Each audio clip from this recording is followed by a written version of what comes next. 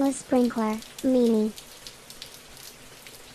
So here's an idea that I'll leave you with to think about. But one of the things that I like to distinguish. So when I look at processes and techniques and stuff like that, one of the questions I ask myself is this for tangible things or intangible things? And what I mean by that is if it's tangible, you're dealing with atoms. So you're building buildings, you're building roads. If it's intangible, you're dealing with bits. So you're making a video, you're writing software, you're writing a book, you're writing, it's out there. It's easier to redo and refactoring is easier, I'm sure. Yeah. And that to me, well, you can refactor with physical stuff, which we found out with the building the house. But Olympic Stadium is being refactored every 2 years. So anyway, I'll finish the tangible thought. So the rules are very different in the tangible world than in the intangible world. And this to me is probably the major issue when distinguishing between approaches.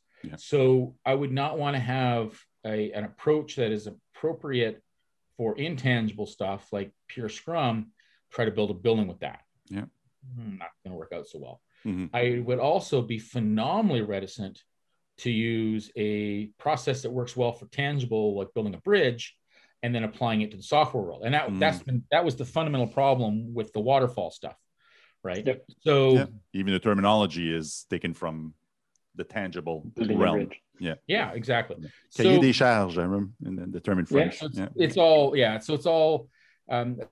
So I find it's easier to think about techniques in those terms, right? Because then techniques that appear to be a really phenomenally bad idea from a software point of view make a heck of a lot of sense for building a building, because you're dealing with atoms, you're not dealing with bits, and vice versa. So emergent architecture, building a bridge, that would be interesting. Yeah, but probably they do it during the architecture phase. They probably do some kind of emergent architecture. There is actually, because you're drilling holes, you're looking to see what's actually underground, because that's always a mystery until you get there. But even when we're building the cottage, which is, we call it cottage, it's really our retirement home.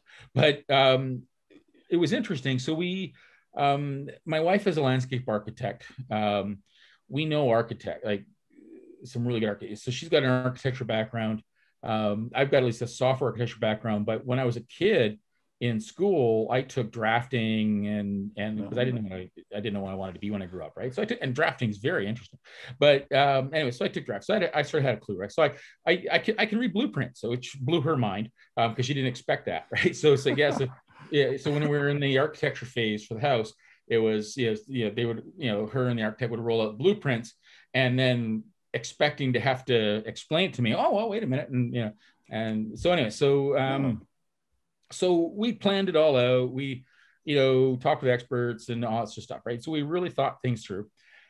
So we had the house built. It was built in a factory. It's built in a factory, and then dropped on, in two big pieces, dropped onto the foundations, and then a little bit of framing had to occur to bolt together and all sorts of stuff.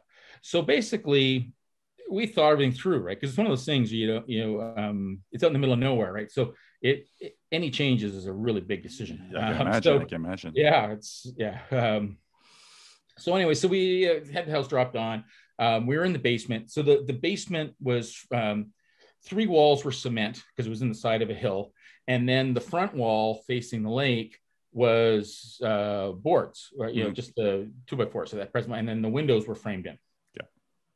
So we're both standing in the basement, and both of us thinking the exact same thing. Neither one of us saying what we're thinking, right? Because we knew it was a really horrifying suggestion. And what it was we were missing a window. And we had thought this through. We'd worked with an architect. We went back and forth, all this upfront planning, blah, blah, blah, blah, blah. House is in place. And the front siding was, it was more than boards. It was boards plus the facing stuff was on. So now we were in expensive change land, and we're just do a change request. Yeah, just issue a change request. How Yeah, put in a Jira ticket, right? How hard can that be? So, and we're both looking at that, and we both turned to, we need a window there, and we at the same time. So, anyway, so requirements change. Even building a house, requirements change, and that it was unfortunate that we came up with that observation when we did, but at least it was still changeable. Very painful. And it was the only way you could have that revelation is by being in the building at that moment. There's no other way in hell you would have had it. Yeah. So basically, even though the house at that point was 80% done, it was effectively they were still in prototyping mode. And we said, yeah, we need a window there. And now is the time. So lesson learned. Next time you have a VR version. If you had a VR version ahead of time, you would have had that revelation. We could have simulated it, but then we would have found something different. But yeah, and there was a few things. There was extra windows that we didn't need that I'd already put the kibosh on. But because a usage-driven approach, so that was the thing, right? So my wife and the architect had done a really good plan, but they were in designer, what I call designer land, right, where everything looks nice, but it's not so useful, right? And I've got a master's degree in HCI, and I'm a form and function guy, not just a form over function guy. The difference between UI and UX, right? Yeah. So HCI is what we used to call UX. And so anyways, so I started going to usage mode. Well, wait a minute. Why is this window there? What are you going to do with it? And well, we're going to do this. When would you do that? And it's like, we have to, we want to put plates through this window. There's a door 3 feet away. Why would we ruin that wall with a pass-through? It was a pass-through. It wasn't really a window. It was sort of a window, but it was a pass-through. Why would we ruin that wall and lose all that shelf space, which we're desperately short of, when you've got a door 3 feet away that you would actually go through to serve food on the porch, which you probably aren't going to do anyways. Or you do like once or twice a year at most, right? So, but they didn't think, but they were in architecture land. They weren't in usage land, right? So they weren't, and that actually gets back to the toolkit as well. We list things saying, are you thinking about this issue, right? So they didn't know to think about usage, whereas I, luckily did. But if nobody had gone through some scenarios, we would have had this goofy pass through that we probably would never have used. You would have had a couple of years now. You would have had some overproduction. You would have more code to maintain. Basically. Yeah, well, not quite that, but it would be. But actually, we would have ended up with less shelving to maintain or less shelving to clean. Oh, okay. Oh man. But, oh, yeah. Wow. But just to complete the full circle with the 2025 version of DA, you will have a lot more tool to manage that kind of project in the future. Yeah, and it's also but like I said, we don't want it to be a dumping ground, right? So we're not, and I don't think who knows, we probably won't add physical construction, but you never know, right? But if we do, we'll be smart about it, and there'll be a phenomenally good reason to do so, and really only the essence stuff gets in there. So for example, when we cover say enterprise architecture, right? So in the enterprise architecture blade, our goal isn't to teach you every single thing about enterprise architecture.